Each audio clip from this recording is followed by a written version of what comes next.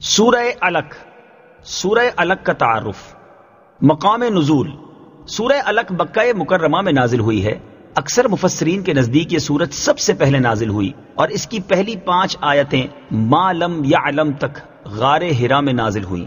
آیات، کلمات اور حروف کی تعداد: اس سورت میں 1 رکوع، 19 آیتیں، 92 کلمے اور 280 حروف ہیں۔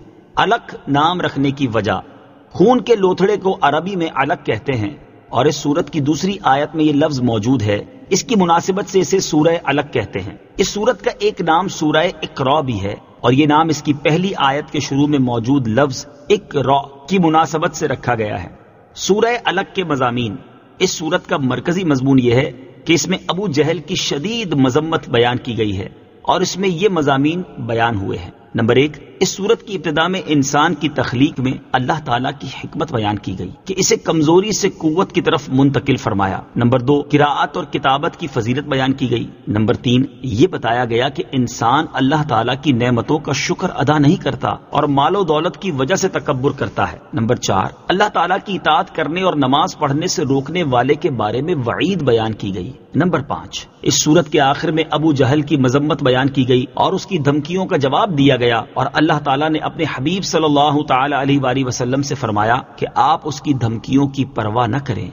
سورہ والتین کے ساتھ مناسبت: سورہ علق کی اپنے سے ما قبل سورت والتین کے ساتھ مناسبت یہ ہے کہ سورہ والتین میں انسان کی تخلیق کی صورت بیان کی گئی کہ اللہ تعالیٰ نے اسے سب سے اچھی صورت میں پیدا کیا، اور اس صورت میں انسان کی تخلیق کا مادہ بتایا گیا ہے کہ اسے خون کے لوتھڑے سے پیدا کیا گیا ہے۔ بسم اللہ الرحمن الرحیم۔ ترجمہ: اللہ کے نام سے شروع جو نہایت مہربان رحمت والا ہے۔ اقرأ بسم ربک الذی خلق، خلق الانسان من علق۔ ترجمہ: اپنے رب کے نام سے پڑھو جس نے پیدا کیا انسان کو خون کے لوتھڑے سے بنایا۔ اقرأ بسم ربک الذی خلق، اپنے رب کے نام سے پڑھو جس نے پیدا کیا۔ تفسیر صراط الجنان میں ہے۔ شان نزول: حضرت عائشہ صدیقہ رضی اللہ تعالی عنہا فرماتی ہیں رسول اللہ صلی اللہ تعالی علیہ وآلہ وسلم پر وحی کی ابتدا اچھے خوابوں سے ہوئی۔ آپ صلی اللہ تعالی علیہ وآلہ وسلم جو خواب دیکھتے وہ صبح کی روشنی کی طرح ظاہر ہو جاتا۔ پھر آپ صلی اللہ تعالی علیہ وآلہ وسلم خلوت پسند ہو گئے اور غار حرا میں جانے لگے اور کاشانہ اقدس کی طرف لوٹنے سے پہلے وہاں کئی راتیں ٹھہر کر عبادت کرتے اور اتنا عرصہ وہاں رہنے کے لیے کھانے پینے کی چیزیں ساتھ لے جاتے۔ پھر حضرت خدیجہ رضی اللہ تعالی عنہا کی طرف لوٹتے اور وہ اسی طرح کھانے کا بندوبست کر دیا کرتی، یہاں تک کہ آپ صلی اللہ تعالی علیہ وآلہ وسلم کے پاس حق آ گیا جبکہ آپ صلی اللہ تعالی علیہ وآلہ وسلم غار حرا میں تھے، یعنی فرشتے نے آپ صلی اللہ تعالی علیہ وآلہ وسلم کی بارگاہ میں حاضر ہو کر کہا پڑھیے۔ نبی کریم صلی اللہ تعالی علیہ وآلہ وسلم فرماتے ہیں میں نے کہا میں پڑھنے والا نہیں ہوں۔ اس نے مجھے پکڑ کر بڑے زور سے دبایا، پھر چھوڑتے ہوئے کہا پڑھیے۔ میں نے کہا میں پڑھنے والا نہیں ہوں۔ اس نے مجھے پکڑ کر دوبارہ بڑے زور سے دبایا، پھر چھوڑ دیا اور کہا پڑھیے۔ میں نے کہا میں پڑھنے والا نہیں ہوں۔ اس نے مجھے پکڑا اور تیسری بار دبایا، پھر مجھے چھوڑ کر کہا اقرأ بسم ربک الذی خلق، خلق الانسان من علق، اقرأ وربک الاکرم الذی علم بالقلم، علم الانسان ما لم يعلم۔ ترجمہ: اپنے رب کے نام سے پڑھو جس نے پیدا کیا انسان کو خون کے لوتھڑے سے بنایا۔ پڑھو اور تمہارا رب ہی سب سے بڑا کریم ہے جس نے قلم سے لکھنا سکھایا، انسان کو وہ سکھایا جو وہ نہ جانتا تھا۔ اس آیت اور اس کے بعد والی آیت کا ایک معنی یہ ہے کہ اپنے رب عز و جل کے نام کا ذکر کرو جس نے تمام مخلوق کو پیدا کیا۔ دوسرا معنی یہ ہے کہ اے حبیب صلی اللہ تعالی علیہ وآلہ وسلم، آپ کی طرف جو قرآن نازل کیا گیا ہے اسے اپنے اس رب عز و جل کے نام سے شروع کرتے ہوئے پڑھو جس نے تمام مخلوق کو پیدا کیا۔ تلاوت کرنے سے پہلے بسم اللہ پڑھنے کا شرعی حکم۔ یاد رہے کہ سورت کی ابتدا میں بسم اللہ پڑھنا سنت ورنہ مستحب ہے، اور اگر تلاوت کرنے والا جو آیت پڑھنا چاہتا ہے اس کی ابتدا میں ضمیر اللہ تعالیٰ کی طرف راجع ہے، جیسے هو اللہ الذی لا الہ الا ہو۔ تو اس صورت میں اعوذ باللہ پڑھنے کے بعد بسم اللہ پڑھنا تاکید کے ساتھ مستحب ہے۔ اگر تلاوت کرنے والا تلاوت کے درمیان میں کوئی دنیاوی کام کرے تو اعوذ باللہ اور بسم اللہ پھر پڑھ لے، اور اگر اس نے دینی کام کیا مثلا سلام یا اذان کا جواب دیا یا سبحان اللہ اور کلمہ طیبہ وغیرہ اذکار پڑھے تو اعوذ باللہ پھر پڑھنا اس کے ذمے نہیں۔ اقرأ وربک الاکرم۔ ترجمہ، پڑھو اور تمہارا رب ہی سب سے بڑا قریب ہے۔ اقرأ، پڑھو۔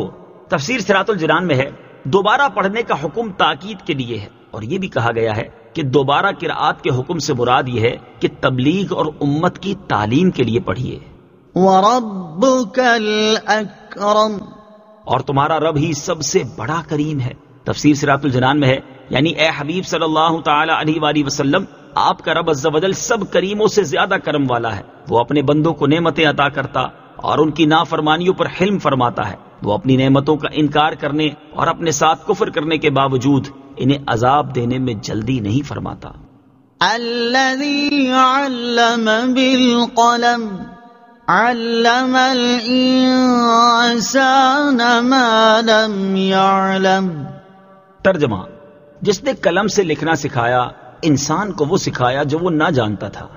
الذی علم بالقلم، جس نے قلم سے لکھنا سکھایا۔ تفسیر صراط الجنان میں ہے یعنی وہ رب عز و جل بڑا کریم ہے جس نے قلم سے لکھنا سکھایا، جس کے ذریعے غائب امور کی پہچان حاصل ہوتی ہے۔ کتابت کی فضیلت۔ اس آیت سے کتابت کی فضیلت ثابت ہوئی، اور در حقیقت کتابت میں بڑے منافع اور فوائد ہیں۔ کتابت ہی سے علوم ضبط میں آتے ہیں، گزرے ہوئے لوگوں کی خبریں، ان کے احوال اور ان کے کلام محفوظ رہتے ہیں۔ اگر کتابت نہ ہوتی تو دین و دنیا کے کام قائم نہ رہ سکتے۔ حضرت عبداللہ بن عمرو رضی اللہ تعالی عنہما فرماتے ہیں رسول کریم صلی اللہ تعالی علیہ وآلہ وسلم نے ارشاد فرمایا علم کو قید کر لو۔ میں نے عرض کی اسے قید کرنا کیا ہے؟ ارشاد فرمایا علم کو لکھ لینا، اسے قید کرنا ہے۔ علم الانسان ما لم يعلم، انسان کو وہ سکھایا جو وہ نہ جانتا تھا۔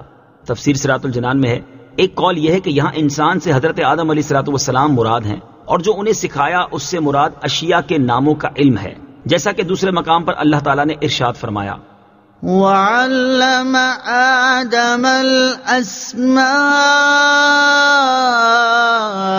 كلها۔ ترجمہ، اور اللہ تعالیٰ نے آدم کو تمام اشیاء کے نام سکھا دیے۔ اور ایک قول یہ ہے کہ یہاں انسان سے حضور پرنور صلی اللہ تعالی علیہ وآلہ وسلم مراد ہے کہ انہیں اللہ تعالیٰ نے تمام اشیاء کے علوم عطا فرمائے، جیسا کہ ایک اور مقام پر نبی کریم صلی اللہ تعالی علیہ وسلم کے بارے میں اللہ تعالیٰ نے ارشاد فرمایا وعلمك ما لم تكن تعلم وكان فضل الله عليك عظيما۔ ترجمہ، اور آپ کو وہ سب کچھ سکھا دیا جو آپ نہ جانتے تھے، اور آپ پر اللہ کا فضل بہت بڑا ہے۔ كلا إن الإنسان ليطغى أن رآه استغنى إن إلى ربك الرجعى۔ ترجمہ، ہاں ہاں بے شک آدمی سرکشی کرتا ہے اس بنا پر کہ اپنے آپ کو غنی سمجھ لیا، بے شک تیرے رب ہی کی طرف لوٹنا ہے۔ كلا إن الإنسان ليطغى، ہاں ہاں بے شک آدمی سرکشی کرتا ہے۔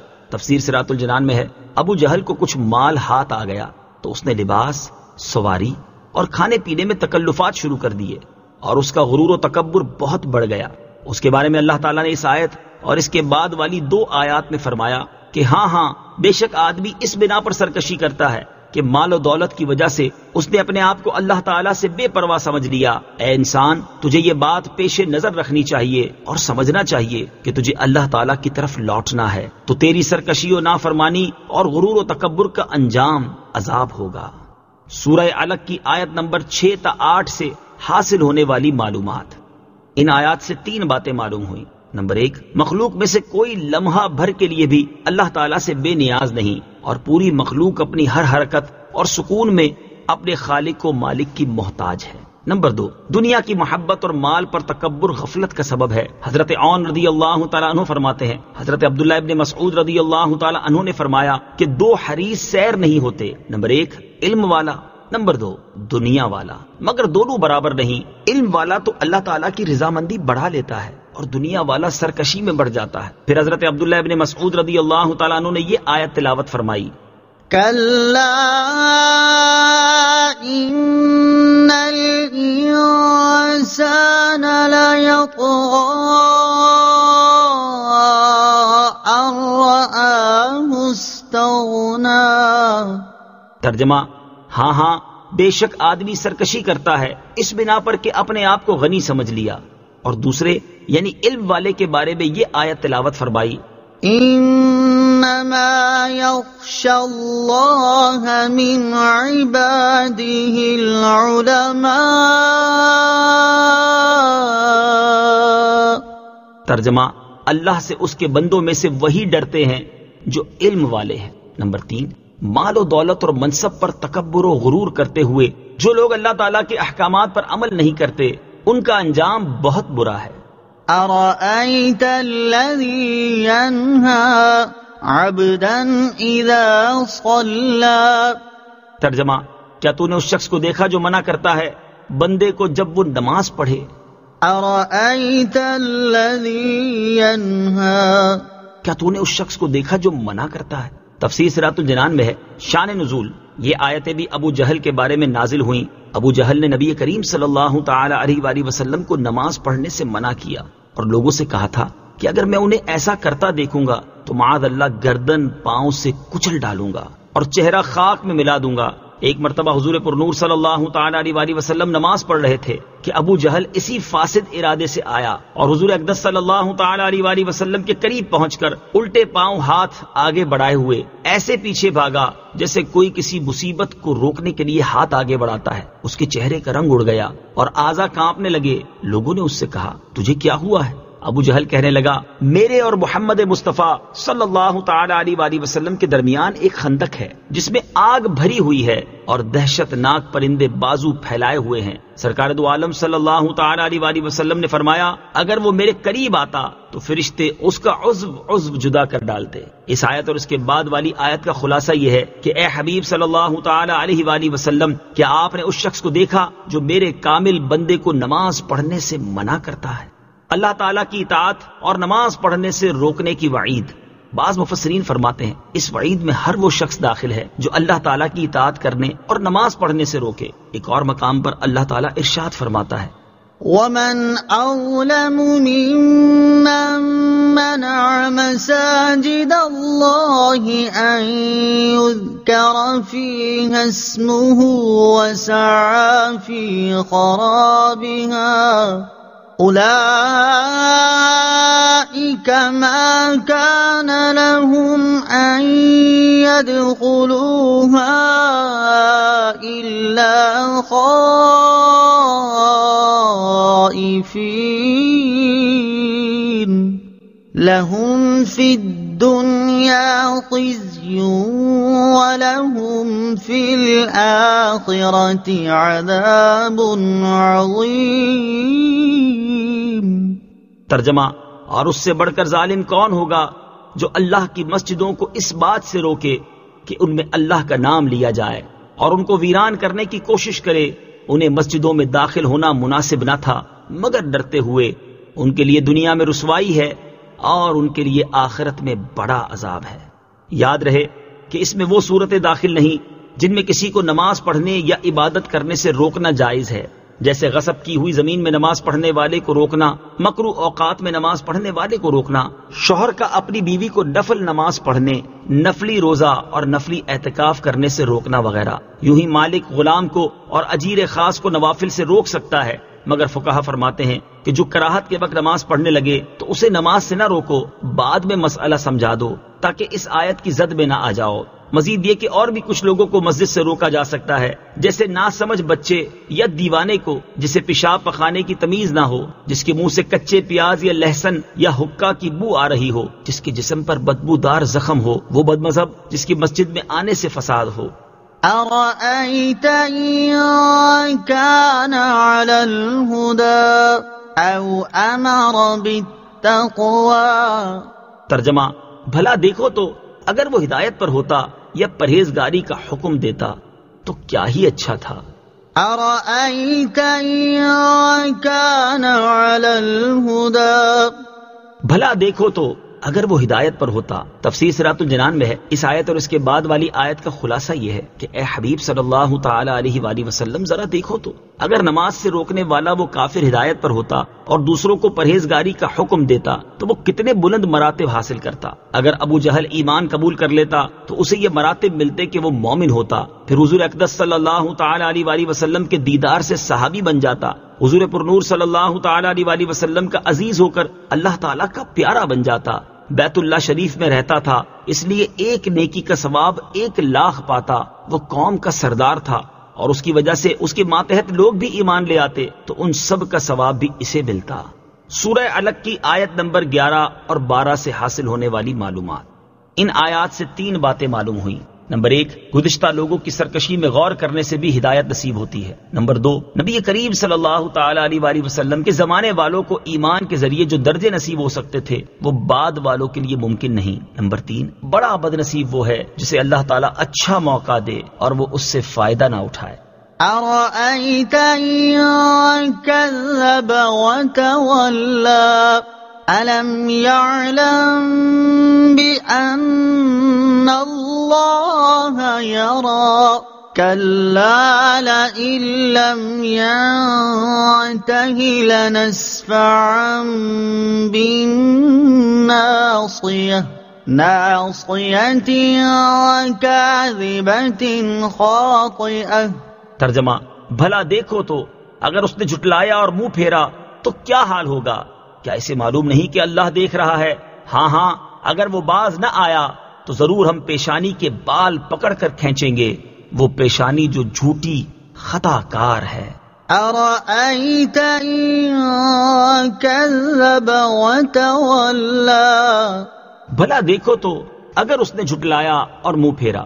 تفسیر صراط الجنان میں ہے، اس آیت اور اس کے بعد والی 3 آیات کا خلاصہ یہ ہے کہ اے حبیب صلی اللہ تعالی علیہ وآلہ وسلم، ذرا دیکھو تو اگر اس کافر نے مرتے دم تک آپ کو جھٹلایا اور آپ پر ایمان لانے سے منہ پھیرا تو اس کا کیا حال ہوگا؟ کیا ابو جہل کو معلوم نہیں کہ اللہ تعالیٰ اس کے اس فعل کو دیکھ رہا ہے تو وہ اسے اس کی جزا دے گا؟ ہاں، اگر وہ میرے حبیب صلی اللہ تعالی علیہ وآلہ وسلم کو ایذا دینے اور انہیں جھٹلانے سے باز نہ آیا تو ضرور ہم اسے پیشانی کے بال پکڑ کر کھینچیں گے اور اس کو جہنم میں ڈالیں گے، اور وہ جھوٹے اور خطا کار شخص کی پیشانی ہے۔ سورہ علق کی آیت نمبر 13 تا 16 سے حاصل ہونے والی معلومات۔ ان آیات سے 2 باتیں معلوم ہوئیں۔ نمبر 1، اللہ تعالیٰ اپنے محبوب بندوں کا بدلہ خود لیتا ہے۔ نمبر 2، اللہ تعالیٰ اپنے خاص بندوں کے کام اپنی طرف منسوب فرماتا ہے، جیسے پیشانی کے بالوں سے گھسیٹنا فرشتوں کا کام ہے، جبکہ اللہ تعالیٰ نے فرمایا کہ ہم گھسیٹیں گے۔ فَلْيَدْعُ نَادِيَهُ سَنَدْعُ الزَّبَانِيَةَ۔ ترجمہ، تو اسے چاہیے کہ اپنی مجلس کو پکارے، ہم بھی جلد ہی دوزخ کے فرشتوں کو بلائیں گے۔ فَلْيَدْعُ نَادِيَهُ، تو اسے چاہیے کہ اپنی مجلس کو پکارے۔ تفسیر صراط الجنان میں ہے، شان نزول، جب ابو جہل نے نبی کریم صلی اللہ تعالی علیہ وسلم کو نماز سے منع کیا تو حضور اقدس صلی اللہ تعالی علیہ وآلہ وسلم نے اس کو سختی سے جھڑک دیا۔ اس پر اس نے کہا کہ آپ مجھے جھڑکتے ہیں، خدا کی قسم میں آپ کے مقابلے میں نوجوان، سواروں اور پیدلوں سے اس جنگل کو بھر دوں گا۔ آپ جانتے ہیں کہ مکہ مکرمہ میں مجھ سے زیادہ بڑے جتھے اور مجلس والا کوئی نہیں ہے۔ اس پر یہ آیات نازل ہوئیں جن کا مفہوم یہ ہے کہ ابو جہل اپنی مجلس والوں کو پکار لینے کی دھمکی لگا رہا ہے، تو اسے چاہیے کہ میرے حبیب صلی اللہ تعالی علیہ وآلہ وسلم کے مقابلے میں اپنی مدد کے لیے اپنی مجلس کو پکارے۔ اگر اس نے ایسا کیا تو ہم بھی جلد ہی دوزخ کے فرشتوں کو بلائیں گے، جن کا مقابلہ کرنے کی طاقت ان میں سے کسی کے پاس نہیں ہے۔ ترمذی شریف کی حدیث ہے، حضرت عبداللہ ابن عباس رضی اللہ تعالی عنہما سے روایت ہے، نبی کریم صلی اللہ تعالی علیہ وآلہ وسلم نے ارشاد فرمایا، اگر ابو جہل اپنی مجلس کو بلاتا تو فرشتے اسے اعلانیہ طور پر گرفتار کر لیتے۔ سورہ علق کی آیت نمبر 17 اور 18 سے حاصل ہونے والی معلومات۔ ان آیات سے 3 باتیں معلوم ہوئیں۔ نمبر 1، حضور اقدس صلی اللہ تعالیٰ علیہ وسلم اللہ تعالیٰ کے ایسے محبوب ہیں کہ آپ کا دشمن اللہ تعالیٰ کا دشمن ہے، کہ ابو جہل نے حضور پرنور صلی اللہ تعالیٰ علیہ وسلم کو دھمکی لگائی کہ وہ اپنی مجلس کے لوگوں کو بلا لے گا، تو حضور اکرم صلی اللہ تعالیٰ علیہ وسلم نے یہ نہ فرمایا کہ ہم صحابہ کی جماعت کو بلا لیں گے، بلکہ اللہ تعالیٰ نے فرمایا کہ ہم زبانیہ فرشتوں کو بلا لیں گے۔ نمبر 2، نبی کریم صلی اللہ تعالیٰ علیہ وسلم کی شان ظاہر کرنے کے لیے فرشتوں کی فوج آنے کو تیار ہے، ورنہ کفار کی ہلاکت کے لیے تو ایک ہی فرشتہ کافی ہے۔ نمبر 3، امر کا ہر صیغہ وجوب کے لیے نہیں ہوتا بلکہ اور چیزوں کے لیے بھی ہوتا ہے، جیسے یہاں امر کا صیغہ تو ہے لیکن وجوب کے لیے نہیں بلکہ اظہار غضب کے لیے ہے۔ كلا لا تطعه واسجد واقترب۔ ترجمہ، خبردار اس کی بات نہ مانو اور سجدہ کرو اور ہم سے قریب ہو جاؤ۔ كلا لا تطعه واسجد واقترب۔ خبردار اس کی بات نہ مانو اور سجدہ کرو اور قریب ہو جاؤ۔ تفسیر صراط الجنان میں ہے، یعنی اے حبیب صلی اللہ تعالیٰ علیہ وسلم، آپ نماز کے معاملے میں اس کافر کی بات نہ مانیں اور نماز پڑھتے رہیں اور اللہ تعالیٰ سے قریب ہو جائیں۔ آیت واسجد واقترب سے حاصل ہونے والی معلومات۔ اس آیت سے 3 باتیں معلوم ہوئیں۔ نمبر 1، حضور پرنور صلی اللہ تعالیٰ علیہ وسلم کی عبادتیں سیئات کی معافی کے لیے نہیں بلکہ اللہ تعالیٰ کے قرب کے لیے ہیں۔ نمبر 2، سجدہ بہترین عبادت ہے کہ اس میں بندہ زمین پر اپنا سر رکھ کر اپنے عجز کا اظہار کرتا ہے اور زبان سے اللہ تعالیٰ کی عظمت کا اقرار کرتا ہے، اسی لیے ہر رکعت میں سجدے 2 ہیں۔ نمبر 3، سجدے میں اللہ تعالیٰ کا قرب نصیب ہوتا ہے۔ حضرت ابو ہریرہ رضی اللہ تعالیٰ عنہ سے روایت ہے، نبی کریم صلی اللہ تعالیٰ علیہ وسلم نے ارشاد فرمایا، بندہ سجدے کی حالت میں اپنے رب عز و جل سے بہت زیادہ قریب ہوتا ہے، اس لیے تم سجدے میں کثرت سے دعا کیا کرو۔ نوٹ، یاد رہے کہ یہ آیت آیات سجدہ میں سے ہے، اسے پڑھنے اور سننے والے پر سجدہ تلاوت کرنا لازم ہے۔ صدق اللہ العظیم۔